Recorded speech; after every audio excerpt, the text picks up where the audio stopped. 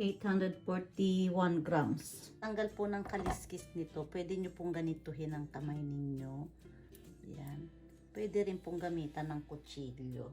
Pagka kinaliskisan nyo po ito, dahan-dahan lang po kasi madali pong masugat yung ganitong klase ng isda.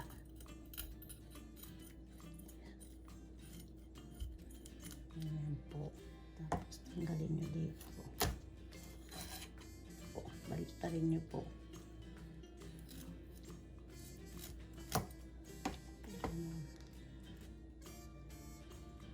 Ayan po. Pagka ganun po napuputol, pwede nyo po i-press ng ganun. Saka nyo po hilahin. Ayan.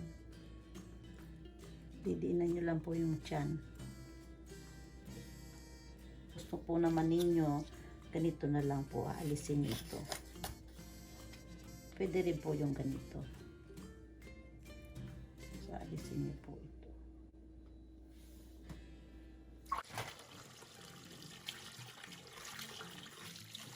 Pero ganito po ang paglinis. Kailangan po, aalisin nyo yung dugo dun sa pagitan ng tinik. Ayan. Bali ganito po ang itsura niya. Dutin nyo po para malinis. Dahil yun po ang nagiging malangsa. Hindi po masarap ang inyong sardinas kapag ka madumi, malangsa. Ayan po. Ganyan po siya. Ayan. Hugas na po mabuti.